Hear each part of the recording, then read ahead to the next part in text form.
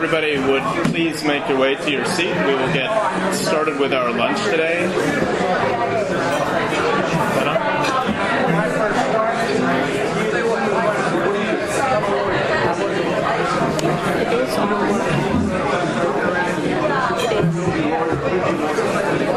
Can you hear me?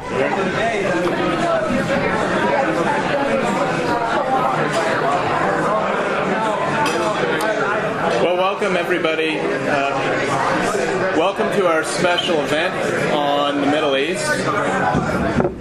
Thank you. I won't keep you long. I won't stand between you and your lunch. But I just wanted to issue a brief welcome to the Security and Strategy program here in the Tower Center. A couple of hellos. Welcome first to SMU trustee Karen Prothro. Glad to see you again. Welcome also to Tower Center board members Joe Staley and Jane Wetzel. Where is Jane? Where are you, Jane? There you are. Great to see you again. A few brief remarks, and then we'll start into lunch, and then we'll have our formal program and conversation during coffee and dessert. Our program today is about the Middle East and the Persian Gulf, an issue long of interest to American foreign policymakers, long central to American national security. If you think about the Middle East and the Persian Gulf, it's sort of a crucible of power politics, religion, oil, terrorism, and the proliferation of weapons of mass destruction. It's basically all of the topics that have driven American foreign policy for a long time all together in one place. Beyond the enduring interest in the region, it's in the headlines today. These are all headlines from yesterday. I woke up yesterday morning and read the papers. U.S. widens role in Yemen conflict. That's the Wall Street Journal. U.S. steps up airstrikes in Iraq. That's the New York Times. Obama rolls the dice on Iran. That's the Washington Post. Right? So beyond the long-term durable U.S. interest in the region, there's a lot of very important policies to be determined right now. What does it all mean? Are these all unrelated issues? Are they part of a bigger regional story? If it's part of a bigger story, should the U.S. get involved in that story? And if so, how? Leading us through these big questions will be Professor Greg Gause. Professor Gause is the John H. Lindsay 44 professor and head of the International Affairs Department at the Bush School at Texas A&M. He's also a non-resident senior fellow at Brookings, and he was previously on the faculty at the University of Vermont and Columbia. I won't go through his whole bio, you have it in front of you, but I will say his recent book, The International Relations of the Persian Gulf, is the book. If you're interested in, I mean that, if you're interested in getting smart real quick on the Persian Gulf and the politics and history of the place, read his book from 2013. It's absolutely essential. Moderating the discussion, once we get to dessert and coffee, will be Ambassador Bob Jordan, who's diplomat and in residence and adjunct professor of political science in the Tower Center. He's also vice chairman of the Tower Center Board of Directors. Of course, he was U.S. ambassador to Saudi Arabia from 2001 to 2003. And for many years, he was partner in the international law firm Baker Botts. So, please, enjoy your lunch, enjoy your meal, have a great conversation, and we will see you again in about 20 minutes.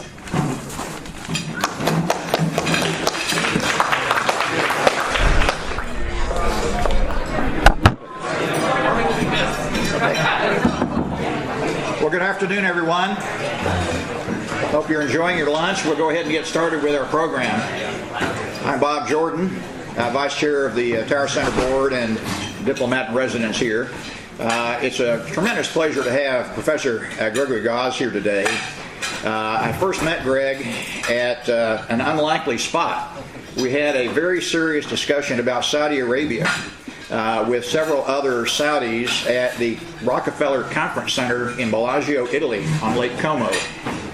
And Greg, while this is not Lake Como, it is a beautiful surrounding, and I think it'll be an equally stimulating discussion today.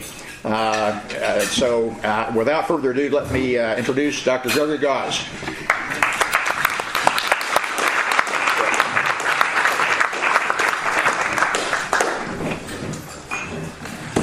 Howdy. Thank you. A couple Aggies, any Aggies out there? Any Aggies out there? No? Okay. Oh, good. We always start things with howdy at Texas A&M. It's a great pleasure to be in Dallas. This is my first visit to Dallas. I've never been to Dallas. So thank you very much, and it's a pleasure to be at SMU. Go Mustangs. I can say that because, of course, Texas A&M is not in the Big 12 anymore. What I want to do today is just set out very, very briefly 3 points about what I see as the region-wide crisis in the Middle East, and then looking forward to taking your questions. The first point I want to make is about how we describe this crisis and how we understand it. We tend to describe it as a sectarian fight. And while sectarianism is an extremely important element of what's happening in the region, I think it's not the best way to understand the deeper causes of the current region-wide instability.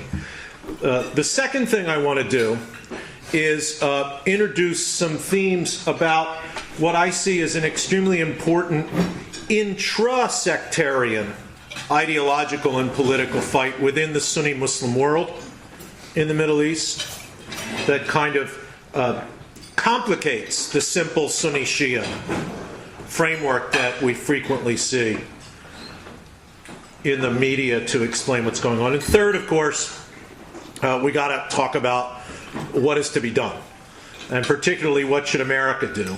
And I'll come down on the side of saying not much. So, how do we understand this region-wide crisis that I call the new Middle East Cold War? Well, if you pick up the newspaper or you turn on one of our 24-hour news stations, you would be forgiven for thinking that what this is an age-old sectarian conflict within Islam between the Sunnis and the Shia. That is the shorthand for almost everything that we see in the news, whether it is the fighting in Iraq, whether it is the civil war in Syria, whether it is the role of Hezbollah in Lebanon, or just now, whether it is the fighting in Yemen. And I don't want to deny that sectarianism plays an important role in the way these societies have divided. But I think there's a deeper question here, which is, why are we seeing so much civil conflict across the region at this time? And here I think we get into what I think is the deeper cause of the current regional crisis. And that is the failure of Arab states. What do I mean by the failure of Arab states? What do I mean by the weakness of Arab states? What I mean is the inability of Arab governments, or many Arab governments, to control their borders, enforce their law, police their society, maintain a monopoly on the legitimate use of force, and outgun local power brokers.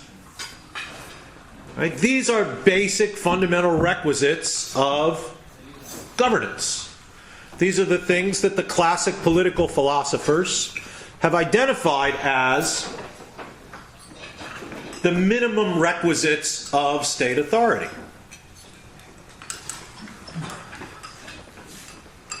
And in so many places in the Arab world, that's breaking down. Now, I only have 20 minutes, so I can't tell you why. But I can talk a little bit about how. There have been states in the Arab world that have always had weak central governments, either because of the choices of their elites or because of a lack of resources, right, upon which one could build strong centralized government. Lebanon, a place where the elites chose not to have a strong state. Yemen, a very poor country where it would be difficult to build a strong central state given the lack of resources. These states have always been open to foreign meddling. Foreigners have intervened in the politics of Lebanon consistently for 2 centuries. if not longer. And in Yemen, although it's not as much in the news except for today, foreign powers have also been intervening for quite some time. The problem in the Middle East now is that there are many more of these weak Arab states. The United States has some responsibility for this. In 2003, we took a state, Iraq, which was weakening because of the misgovernment and bad decisions of its ruler. We took that state, and as a conscious element of our policy, we destroyed it. We destroyed the Iraqi state intentionally, in the belief that we could build a new state from the ground up. And we failed to do that. We failed to do that. With Iraq opened up, no longer a player in regional politics, but a playing field in regional politics, all sorts of regional powers began to intervene in the politics of Iraq. Right? And here is where we can really see the salience of sectarianism as a product of the collapse of state authority, not the cause. When the Iraqi state ceases to be able to provide the basic requisites of personal security and basic public human needs, where do people turn? Where do people look for protection, for safety, for food, for shelter? They look to communities where they feel comfortable, where they feel safe, where they think the people will not kill them. Because of the history of Iraq, in many parts of Iraq, right, those sub-state entities that come to the top when the state disappears are sectarian, Sunni and Shia. Not everywhere, right? The Kurds up in northern Iraq, right? That's not a sectarian group. There are Sunni Kurds and Shia Kurds. That's an ethno-nationalist linguistic group, whatever you want to call it. More national than religious, right? Because of the history of Syria and Lebanon and Iraq, sectarianism is that sub-state entity that becomes more salient when the state ceases to provide those basic fundamental services on which, frankly, we in the United States, thank God, don't even have to think about.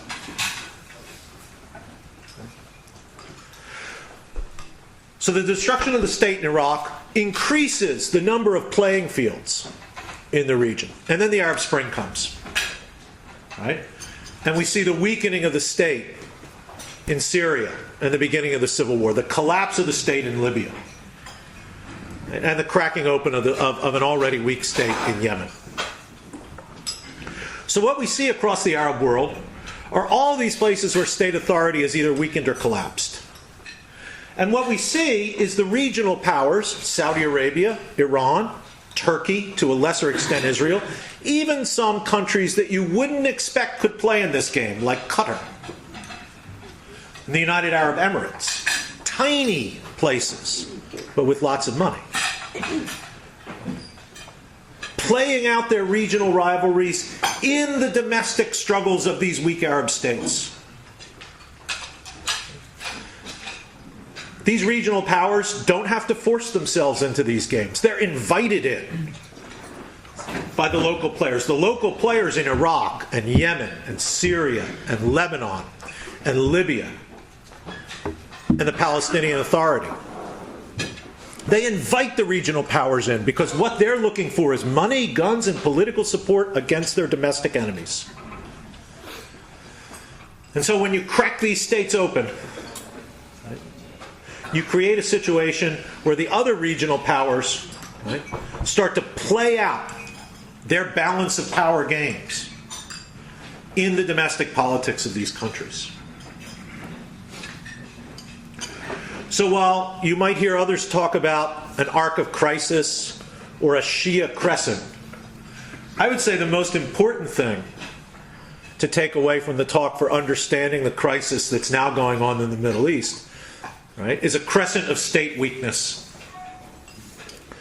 that begins in Iraq, goes through Syria, Lebanon, the Palestinian territories, and has outlying outposts in Libya and Yemen.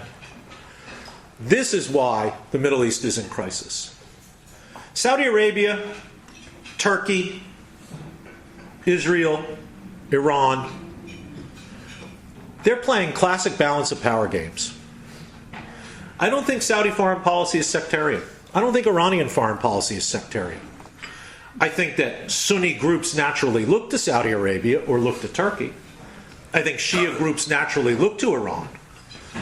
But I think that what the regional powers are doing is playing out a classic balance of power game. But they're playing it out not on the battlefield. You're not going to see Saudi and Iranian forces fighting each other. You're not going to see the Turkish army intervening into Syria. It's had plenty of opportunity to do so, and it hasn't done so yet. They're playing out these balance of power struggles through proxies and allies fighting domestic civil wars in these weak Arab states. That's the new Middle East Cold War.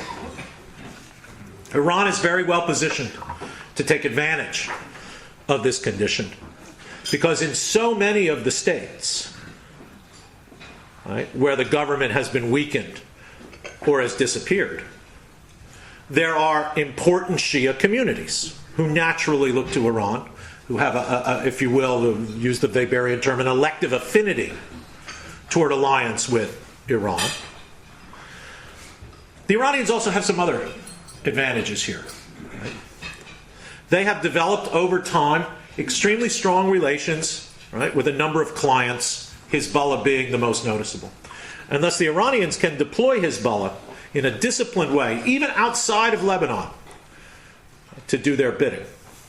And the Iranians have built up their own military capabilities, right, to the extent that they can send their own special forces, the special forces of the Islamic Revolutionary Guard, the Quds Force, to fight on behalf of their allies and clients in Syria and Iraq. The Saudis only have money. They have plenty of it, but that's all they have. They don't have a disciplined set of proxies and allies that they can deploy, for reasons I'm going to get to in 1 second. They don't have their own special forces that they can send across borders. They only have money, and that's why they've been losing. And the Iranians have been winning. Saudis are trying to reverse that in Yemen with air power, but no boots on the ground. That leads me to my second point, which is about intra-Sunni tensions, right? If this were a Sunni-Shia conflict, if this were only a Sunni-Shia conflict, right, then we could certainly say the Sunnis don't have their act together. Right? You don't see a big Sunni alliance against Iran. Right? That alliance of Pakistan, Turkey, Saudi Arabia, and Egypt has not come into effect. Why? Because there are as many conflicts among those players, there are as many ideological challenges within the Sunni world as there are between Sunnis and Shia. Right? The Saudis don't trust the Muslim Brotherhood because they worry. Right? The Muslim Brotherhood model of populist, democratic Islamist politics that was so successful in the first election in Tunisia and was so successful in the Egyptian elections, right, would fundamentally challenge their system of rule in Saudi Arabia. So the Saudis don't particularly like the Brotherhood. The Turks, the Erdogan government, the AKP government in Turkey, likes the Muslim Brotherhood. Very similar ideological stance, populist, Islamist, democratic. We can argue about whether the Brotherhood or Erdogan's commitment to democracy is tactical or deeply held. But what we can argue about, what's obvious, is the Muslim Brotherhood, at the time of the Arab Spring, saw democratic politics as the route to power and played that game in Tunisia, in Libya, in Egypt, in all the places that had real elections. Saudis worry about that. The Qataris were happy to back the Brotherhood, which is why the Saudis and the Qataris were at daggers drawn. Within the other major Sunni religio-political inclination these days, which is the Salafi movement, right? Not the brothers, the Salafis, the guys who want to go back to the pious ancestors, who want to recreate, right, a polity on the model of the early Muslim communities, right?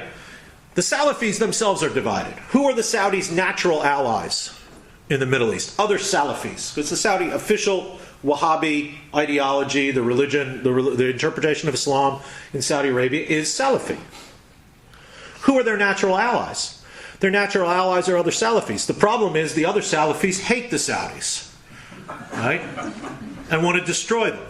ISIS, the Islamic State, and Al-Qaeda. These guys want to destroy the Saudis. So the Sunni world is fractured politically. And that explains why they can't come together effectively against Iran. Look at the Syrian civil war. The Saudis back some elements of the Sunni fighters against Bashar al-Assad's regime. The Turks and the Qataris back others. Now, the new king in Saudi Arabia is trying to reach out. Met with Erdogan. Met with the Pakistanis. Trying to bring together some kind of Sunni alliance, if you will, against Iran. It hasn't worked. The Pakistanis have told him they're not going to send ground troops to Yemen. The Egyptians are holding out for a price, but I can't imagine, when it comes to it, that any amount of money would make it worthwhile for the Egyptians to introduce ground forces into Yemen. General Sisi just has to look into his files. The Egyptians sent tens of thousands of troops to Yemen in the 1960s, and it didn't turn out very well. So these intra-Sunni tensions are an incredibly important part of understanding this new Middle East Cold War. Just a few minutes on what is to be done. So I think that the solution here is very clear. Build strong states.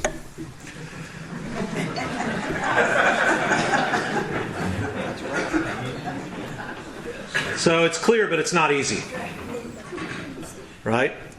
And we've proven that we're better at destroying, the United States, we're better at destroying states than at building them in this part of the world.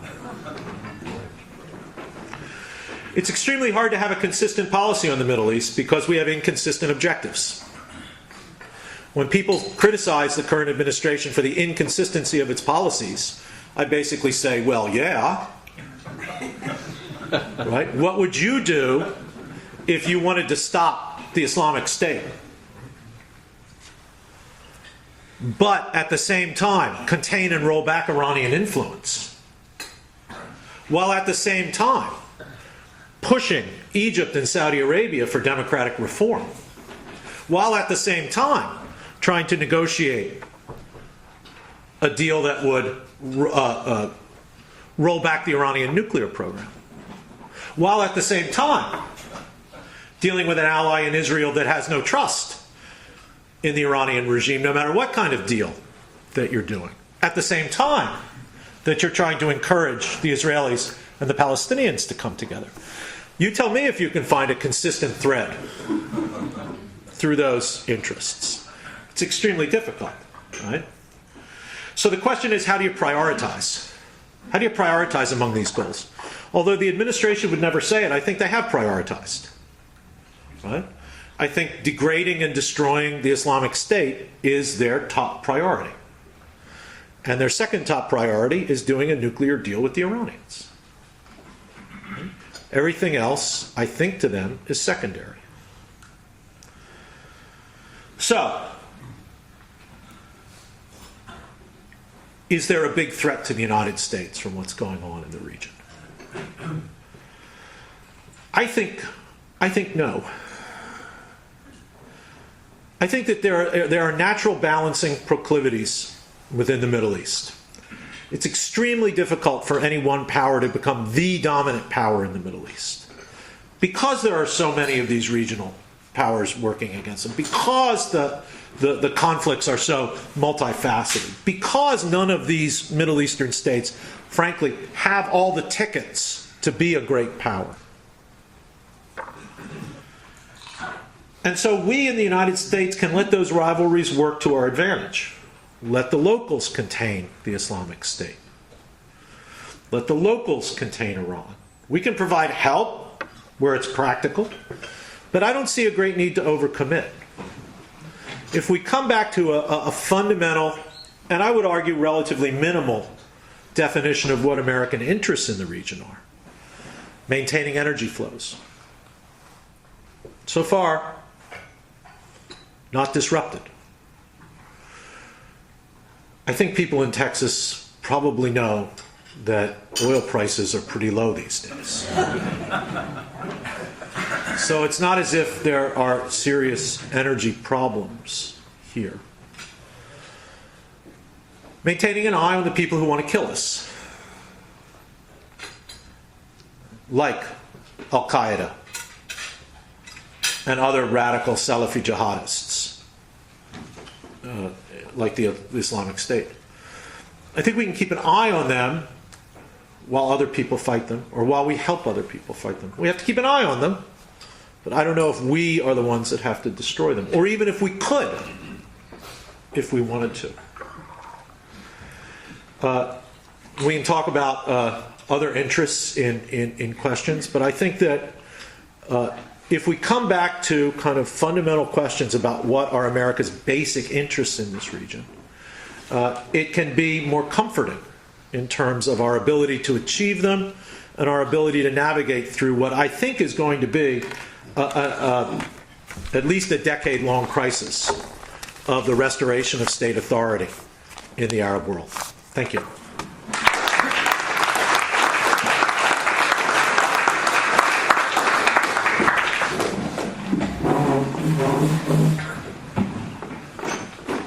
Greg, thanks so much for a really stimulating start to this discussion. As moderator, I'm going to ask the first question, and then we have microphones around. And if you want to ask a question, please use the mic and identify yourself. The first question I'd like to ask is to follow through a little bit more on the Saudi issue. In your Brookings paper, you talk about the importance of maintaining alliances with our strongest Middle East allies, Saudi Arabia, Jordan, UAE. The Saudis have come under considerable attack for their terrible human rights record. Human Rights Watch, other critiques have really called them on the carpet for many years, and it doesn't seem to be getting much better. It seems uncertain that it will get much better under King Salman. And so It'll probably get worse. Yeah. And so some of these critics have said that it's time to re-examine our alliance with the Saudis and to discard it. What's your reaction to that, and what would be the implications for the U.S. of discarding that alliance? Right. Well, one of the points I made in this Brookings paper that the ambassador referred to is in this chaotic situation in the Middle East these days, it's good to deal with people who have addresses.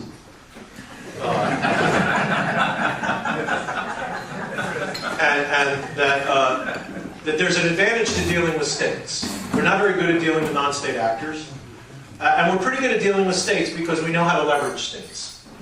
And it does seem to me that Saudi Arabia is, paradoxically for many Americans, one of the stronger states in the Middle East in terms of its ability of its regime to maintain its domestic internal security and stability.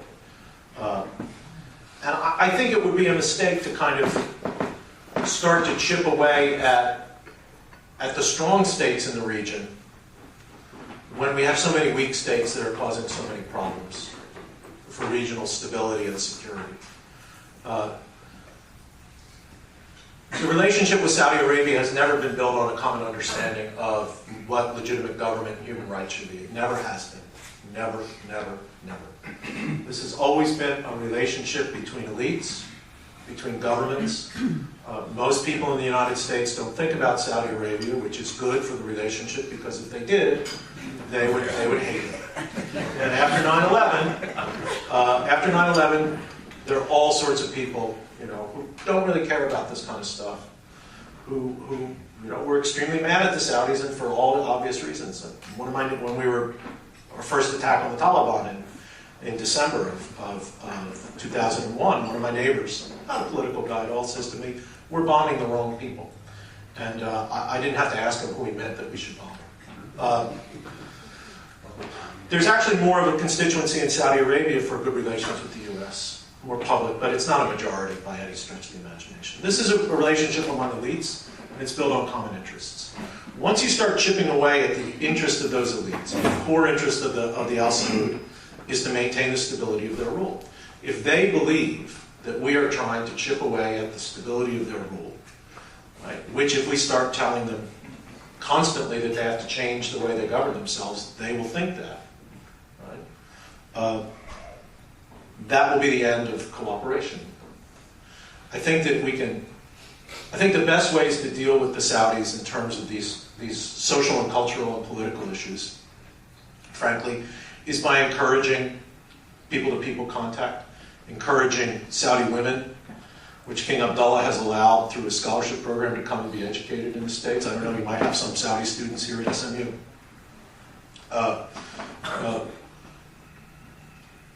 We can't direct the direction of political and social development in other countries. When we do, we're too ham-handed, and that's actually a good metaphor for the Muslim world. We're ham-handed in the Muslim world about these things. I think you just have to say, we'll keep the relationship on the basis of state-to-state interests, and we do have interests with the Saudis, because if you got a collapse of authority or a hostile government in Riyadh, you'd be talking about not being able to have leverage, not being able to have influence on a country that exports more oil than any other country in the world, that could produce more oil than any other country in the world, right? They produce about 10.5 million barrels a day. They could produce 12 if they wanted. And it would basically open up the world's oil patch, the Persian Gulf, to real Iranian domination. Because the Iranians are, without a doubt, the dominant power in Iraq right now. I don't think anyone questions that. So yeah, I think it would be self-defeating and probably not get the results that we wanted. But, you know, I think you're absolutely right. Salman is not a reformer. He's not a liberal. None of these guys are liberals. King Abdullah allowed a certain opening in Saudi society. The press was a little freer. You could criticize government officials, not the king, but you could criticize government officials. You could talk a little bit more about politics. That's closed down. That's basically post-Arab Spring. They closed that down. More people are in jail for expressing political opinions in Saudi now than in the case before the Arab Spring. Abdullah's, I think, if Abdullah has any claim to being a reformer, it's on women's issues. And Salman is just not as enthusiastic about it. Whether he rolls it back or not remains to be seen, but he's just not as enthusiastic. So yeah, I mean, we're going to have to either learn to live with these, you know, profound differences in the way we and the Saudi elites see all sorts of cultural and social and political issues, or we're going to have to just resign ourselves to the fact that our influence in that part of the world is going to be reduced. Okay, other questions? Over here, Jim Paul. Thank you. Could you expand on the relationship, you touched on it, between Pakistan and Saudi Arabia and what's happening in Yemen, and also the role of the transfer of nuclear intelligence? Sure. So the Pakistanis and the Saudis have had a long-term relationship, Sunni Muslim countries, right?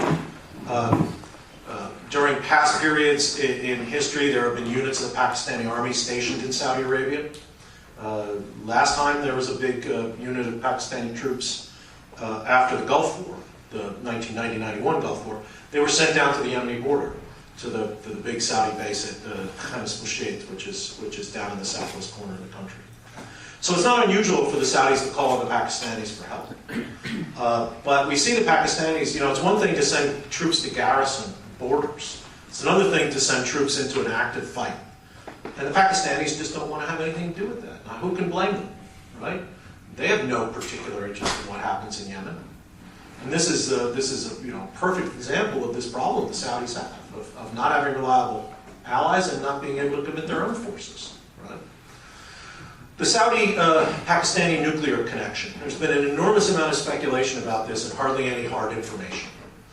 What we can say with some confidence, unless the ambassador has seen things that he wants to tell us about. Maybe you can just tell me what I'm saying that's right and what's wrong. What we can say from public sources is the Saudis have had a long-term relationship with the Pakistani military and have been helping to fund the Pakistani military. That Saudi officials have been given tours of Pakistani nuclear facilities.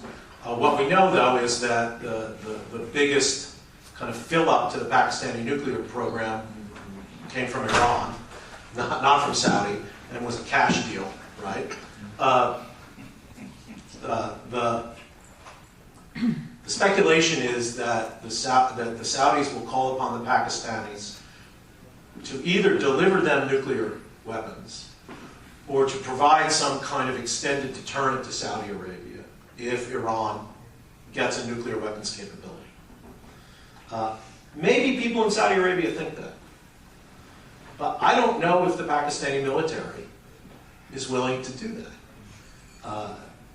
It would be an enormously risky undertaking for them in their relations with us, in their relations with India, for them to actually transfer nuclear weapons to Saudi Arabia, in their relations with Iran.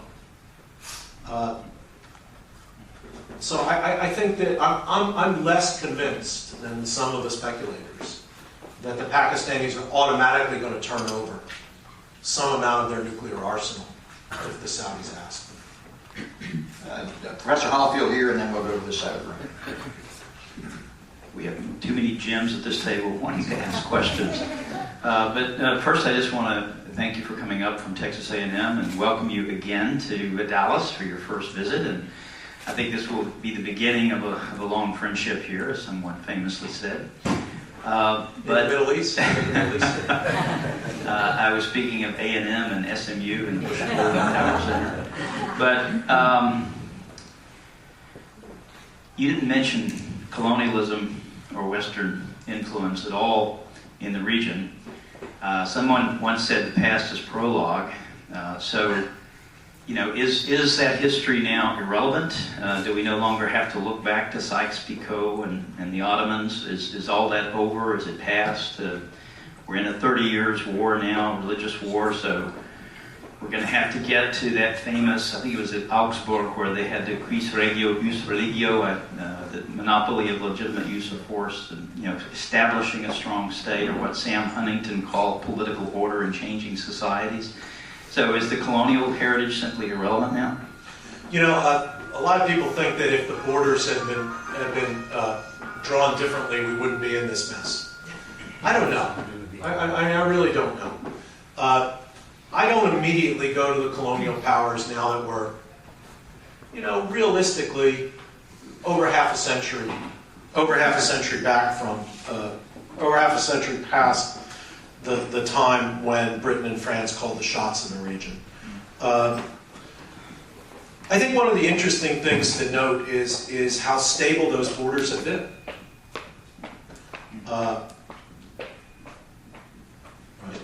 When this regional crisis began, there was a lot of speculation. Is this the end of Sykes-Picot?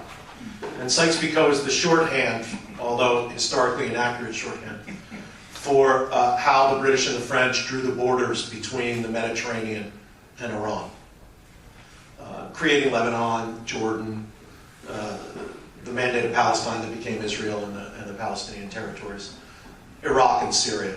And of course, these were very arbitrary borders drawn. Okay? What's interesting to me is how long they've lasted. Right? Lebanon went through a civil war from 75 to 90, 75 to 87 maybe. No one called for changing Lebanon's borders. Right? None of the factions in the fighting in Syria, except for the Islamic State, are calling for changes in borders. The only real change we've had in borders is the de facto independence of the Kurdish regional government in northern Iraq. And even they haven't taken that final step, right, and asked for official independence and their seat at the UN and all that. These borders were drawn by outsiders. And no outsiders have any interest in seeing them changed. And most of the insiders, except for the guys who are way out there, the Islamic State, have signed on to changing the borders. This really is a fight, a series of fights about power within the borders that were drawn by the colonial powers that seem to have a strange endurance. Over here on this side, Kathleen Cooper. Thank you. Howdy. You mentioned oil prices, and as a shorthand, I think, for the relationship and what it might mean for Saudi Arabia and the Middle East versus the U.S. But I wanted to pursue that a little bit more, not just oil pricing, but just look at the confidence level of producers in the U.S. versus what is going on in Saudi Arabia, the volumes really I'm getting at, and the long-term balance or imbalance that I think so many of us thought the U.S. would. I don't think this is still going, but it is. For so long, our production has been going down. You're now in Texas, and you know darn well that's not happening. A lot more confidence going out in the future. So do you think that 5 years down the road, 10 years down the road, the U.S. ability to produce more will change the relationship significantly? Yeah. Well, a lot of people say that the Saudis are aiming at the Iranians and the Russians with their current oil production policies. I think they're aiming more at us. I think they're aiming more at Texas and North Dakota. I think they're aiming at the Canadian tar sands. They've publicly said, Saudi oil officials have publicly said, right, production reductions in a time of market glut should come from high-cost, not low-cost producers. And we are the high-cost producers, and they are the lowest-cost producers in the world. Right? The Saudis went through a traumatic experience in the last really big oil collapse of the mid-'80s, just like everybody here went through a real traumatic experience, right? And the Saudis had tried for a number of years to put a floor under prices by cutting their production, cutting. Nobody else in OPEC would cut. They finally got to the point where they were producing less than 3 million barrels a day in '85, and they said, never again. We will never be the suckers. We will never unilaterally cut production in order to try to put a floor under prices. And what we've seen in Saudi policy from the 90s on is that at times of downward pressure on prices, they're willing to do deals with OPEC and non-OPEC producers. But everybody's got to take a cut. And they're not going to take it unilaterally. What they're doing now, I think, is sweating the Russians and sweating the Iranians. Obviously, we can't come to the table. We don't have a government that tells people how much oil they can. Well, we used to. I remember reading about the Texas Railroad Commission, right? But we don't have a government entity that can tell people how much oil that they can produce. The Russians do, and all the OPEC members do. I would not be at all surprised by the end of this year if the Russians, the Saudis, and the Iranians sit down on this, because they're all suffering. So I wouldn't be surprised. Longer term. Right? The United States established its relations with Saudi Arabia when we were an oil exporter. Right? And we maintained strong military and political relations with the Saudis, right, for a couple decades where we didn't get a drop of their oil. Right? And the fact that we're now producing more oil on our own, I don't think changes the nature of our relationship with the Saudis at all, frankly. I think that we've been interested in the Persian Gulf, not for our own domestic consumption, but because it's the strategic oil reserve of the world. And since, in general, with the appropriate technical caveats, the world oil market is a global market, what happens there affects us. So I don't think that the argument that, oh, we're going to be energy independent, that horrible phrase, right? We're going to be energy independent, so we don't have to care what happens there.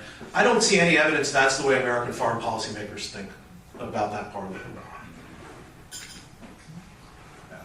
Back here in the back, yes. My question is about the Muslim Brotherhood. You mentioned its affinity with the AKP in Turkey. And of course, it's got affiliates in Tunisia, you said, Jordan, lots of places in the Middle East. So post-Arab Spring, I'm just wondering, is it still a pan-Islamic movement? To what degree it is still one? And also, what next for it? Internally, what sort of strategy are they sort of working out in thinking about the future?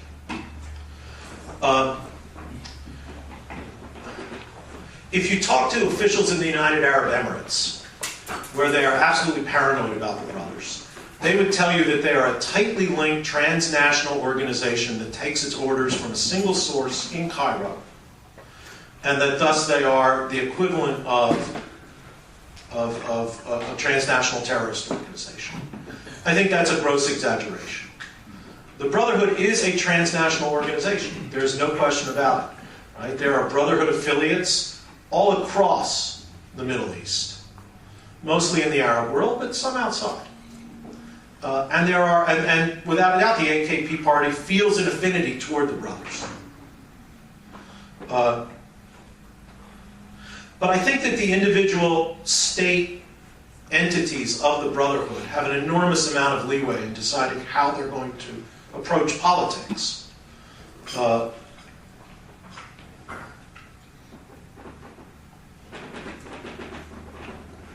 So, in Tunisia, they've been relatively successful with a pretty soft policy, right? They got a plurality in the first Ennahda party, which is basically the Brotherhood in Tunisia. They got a plurality of the votes. They helped form the first government. When public opinion turned against them, they basically stepped out of government. Second election, they came in second. They're forming the opposition. They're playing a long game for political power. And they're willing to adopt pluralist values in order to do that. Now, how deep they are, I don't know. We'll see over time. But they've certainly acted as if they had integrated pluralist democratic values over this transition period. In Egypt, I think the Brotherhood was also trying to play a long game with the army, right? Following the model of the Turkish AKP, they figured they would move against the army slowly, right? It took the Turks 10 years, basically, to push the army out of politics, the AKP. But the army wasn't going to be pushed, and the army and the deep state, the judiciary, the intelligence services never accepted a Brotherhood government and brought it down within a year. Right? The Muslim Brotherhood in Syria, mostly in exile, has joined the revolt against Assad, but not very effectively in terms of military force. Other Muslim Brotherhoods throughout the region have taken independent policies. The Muslim Brotherhood group in Yemen is basically now supporting the Saudi airstrikes against the Houthis. So you see a broad range of reactions to the Arab Spring across the brothers. The most important ideological issue, though, is going to be how the Egyptian Brotherhood reacts to being driven out of power, right? And having to go underground or into exile. I mean, General Sisi is trying to destroy the brothers. Now, Abdel Nasser couldn't do that, so I don't think Sisi's going to be able to. But the brothers are going to go through a real intellectual struggle. What does their experience in power mean? And the coup that threw them out. Does it mean that they should reject democracy? That that's not the route to power? Or does it mean that they're going to have to adopt a deeper definition of democracy that encompasses, right, non-Islamist parties in coalition, the way the Ennahda does in Tunisia? That's going to be the most important ideological debate. I haven't really seen it start yet. But that's the one that I would follow for kind of the best indicator of the future of the brothers. Yeah, right here, Ray Miles.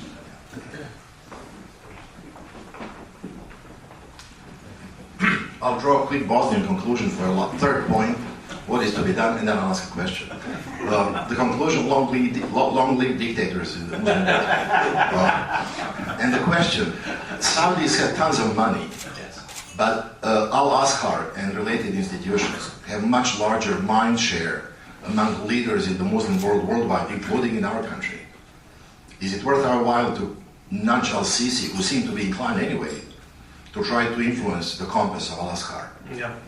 So Al-Azhar is the ancient university, Islamic educational edifice in Cairo, right? For 1,000 years, it's been educating the men of religion in the Muslim world. And it is probably still the single most important Sunni Muslim educational institution in the world. Al-Azhar is trying to carve out and maintain the autonomy that it lost under previous authoritarian Egyptian governments. Right? Under Nasser, Al-Azhar became a state entity. And it was operated as a state entity with an enormous amount of political control right up until the revolution of 2011, at which point Al-Azhar began to carve out, right, to claw back some of its independence. And I think that it will have a hard time maintaining that under Sisi, but we'll see. I think that the influence of Al-Azhar is all to the good because it is the most important non-Salafi Sunni educational institution in the Muslim world. But I think it is being heavily challenged by Saudi money. Right? The Saudis have built a number of universities. Al-Qura in Mecca, University of Medina, Imam Muhammad University in Riyadh, with the Salafi line. You know, not Al-Qaeda line, not ISIS, but the Salafi line. Very puritanical, very literalist, very conservative, very xenophobic. And because I have this money, I think you're getting more foreign students coming to these universities, maybe even than to Al-Azhar now. Certainly the Saudis have had the Saudi universities and Saudi university graduates have had an enormous impact in Indonesian Islam. Right? I think it's had an enormous impact in Pakistani Islam. And I think not for the good. But it's part of this kind of great shaking out within the Sunni Muslim world as to what does it mean to be a Muslim. The fringe groups like Al-Qaeda and the Islamic State are represent a tiny, tiny, tiny fraction of the Sunni Muslim world, right? But they have overweening influence compared to their numbers because of the publicity that they receive. And I think that this is part of a crisis within Islam, within Sunni Islam in particular, that I don't know what the end point of it is, but I don't think it's going to be the triumph of these violent radicals.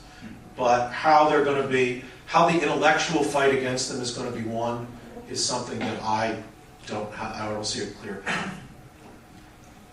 Professor Roeder here, and then we have time for just a couple more questions. Thanks very much. I was struck by your comments about Iran's use of proxy groups. That this is a way that Iran projects its influence throughout the region. It's been doing this for a long time. Iran obviously is not the only country to play this game. We played it for a long time. We've had proxy groups that we've tried to use. Pakistan has done it for a long time. And in both of those cases, it's come with a lot of headaches. It turns out that using proxy groups can actually be costly and be counterproductive. Right? They can drag you into conflicts. You can end up sinking lots of resources and blood and treasure into their problems. I'm wondering, is Iran going to have the same proxy problems that we've had? Is Iran going to have the same proxy problems that Pakistan has had, or can they avoid those problems? I think that the Iranians can avoid those problems in the short term for two reasons.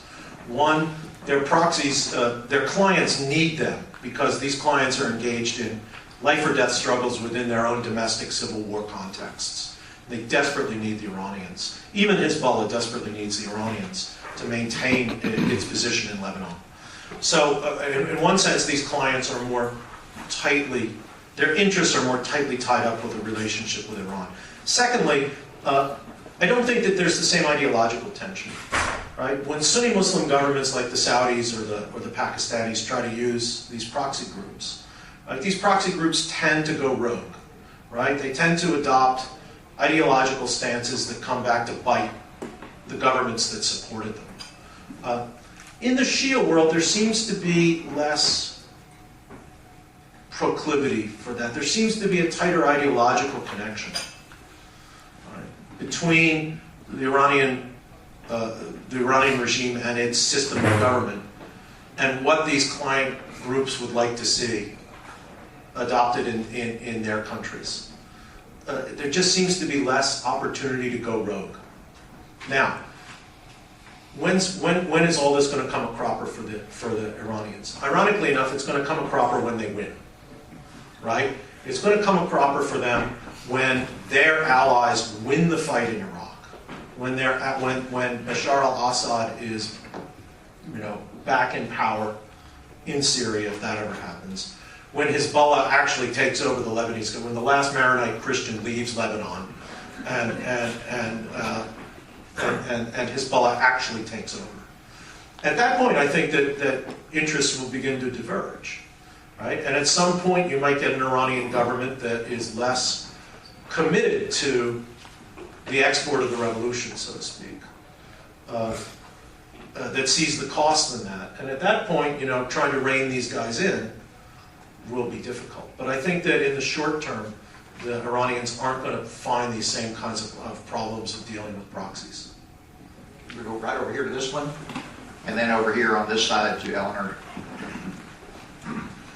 How do you assess the change of generations in Saudi Arabia? I've worked there a little bit and observed very great differences between ones that are in their 30s and 40s and the older generation.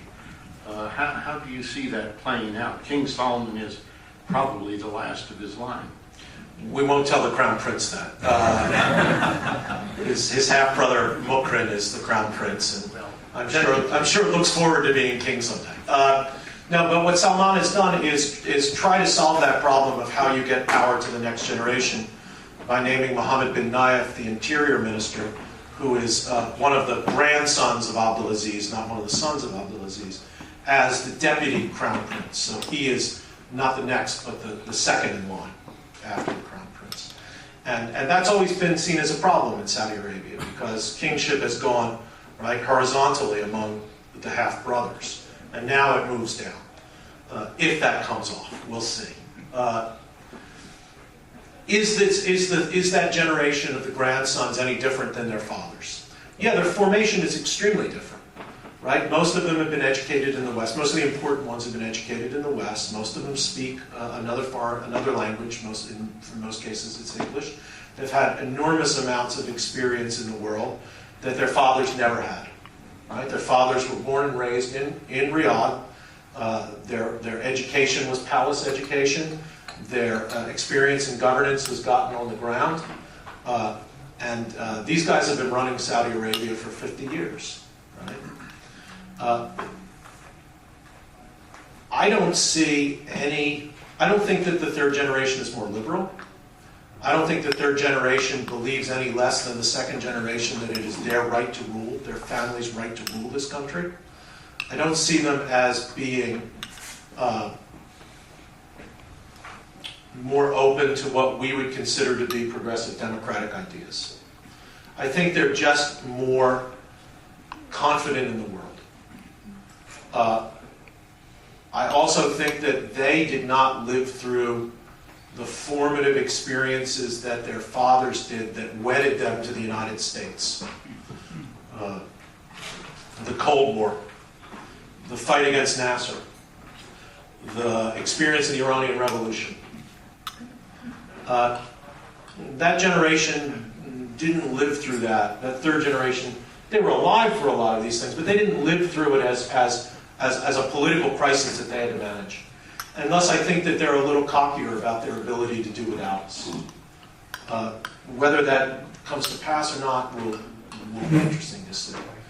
The only exception to this rule about foreign experience in life is, interestingly enough, probably the second most powerful man in Saudi Arabia today, who is the king's son, Mohammed bin Salman. He's young, he's in his early 30s, if he's that old. The king appointed him to three incredibly important positions.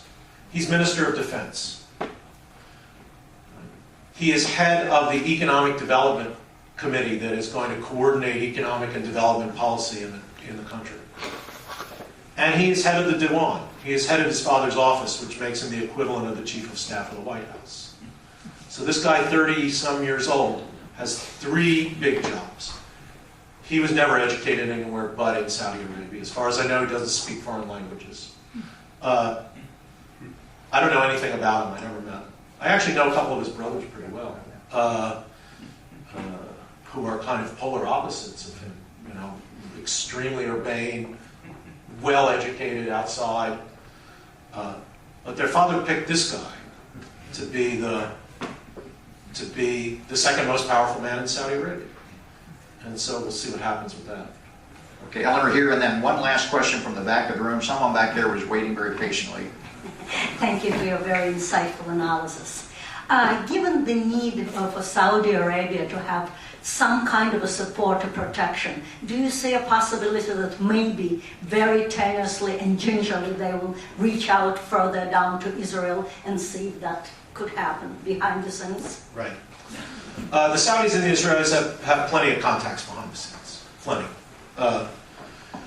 But I think that the Saudis are extremely reluctant to go public with those because the Israelis are just extremely unpopular in the country. It just is.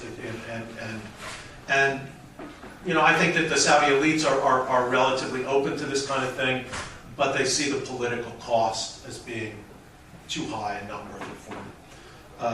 So I think that I think there'll probably be cooperation behind the scenes, but I just don't see anything public. What the Saudis will tell you, right, when you raise that question to them, is we're happy to deal with the Israelis. You know, King Abdullah put forward a peace plan, which was an echo of the King Fahd plan. If the Israelis would just accept that, we don't have any problems with it. Now, whether that's true or not, one can debate. But that's their response to, why don't you and Israel, you and the Israelis have common enemies. Why don't you cooperate more? That's their response to that. And who was back here in the back with a question? I think, okay. I don't see, okay, back here, yeah. Given the,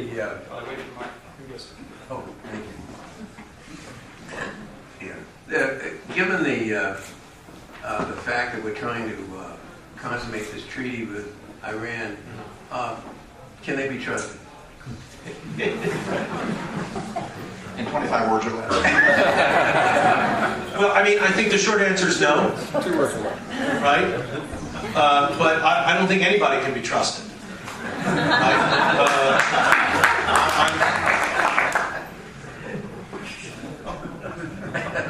I don't know if they teach St. Augustine at this Methodist university, but we're in the theology.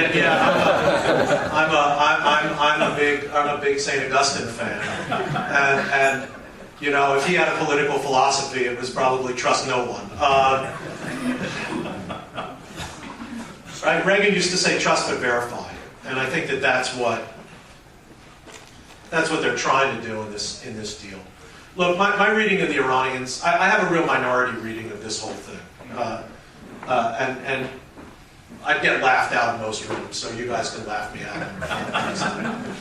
out. First, I actually think what the Iranians want isn't the bomb. I think they want a latent capability. I think they want to try to eat their cake and have it too. They want everybody to think that they can get the bomb really quick, and so they have the deterrent elements of having a nuclear capability without paying the political price of actually having it. Right? I mean, let's face it. There were 3 countries in the axis of evil. Right? One of them has nuclear weapons, and the crazy little guy is still running North Korea. One of them didn't have nuclear weapons, right? And he got strung up. And so the Iranians, what lessons are they supposed to draw from that? So I think that they really want a latent capability. They want potential aggressors, and that means everybody, but it particularly means us, to think that they could get the bomb really quick. But I think that if they had wanted the bomb, they would have gotten it. This Iran is 5 years away, Iran is 1 year away. I've been in this game for over 25 years, and I've heard Iran is a year away for 25 years. Right? I think they could have gotten it if they really wanted it. So I actually don't think they want it, but I think they want everybody to think that they have it. Now that kind of game really hurts Saddam. And they can get too tied up in tactics and they can lose this opportunity, which they might. The other thing that will get me laughed out of most rooms in Washington is, I don't think it would make any difference whatsoever if they actually got a nuclear capability. I just don't think it would change the political dynamics of the Middle East at all. Now, the Israelis disagree, right? And they might bomb them, which might change things. But if you could get, and the Saudis might disagree, and they might go to the Pakistanis and see if they can get that bomb, right? But I think that if you got them to keep their powder dry, and you got an Iran with a nuclear weapon, I don't think it would change anything. Why? Because Iranian power is not based upon its ability to project conventional military force across borders. It's based on their ability to mobilize clients and allies in weak Arab states to promote their interests, right? Nuclear weapons don't help you with that. I don't think they help you with that. And people say, well, the Iranians will be more aggressive if they get nuclear weapons. And I go, more aggressive than they are now? I mean, Hezbollah rained hundreds of rockets on a nuclear power, Israel, in 2006. And Iran didn't have nuclear weapons. I don't know how much more aggressive the Iranians can get. So I actually think if I'm wrong and they actually do want to break out capability and they get it, I actually don't think it would really affect their ability to project power all that much. What a great opportunity to have you on campus. Thank you all for coming.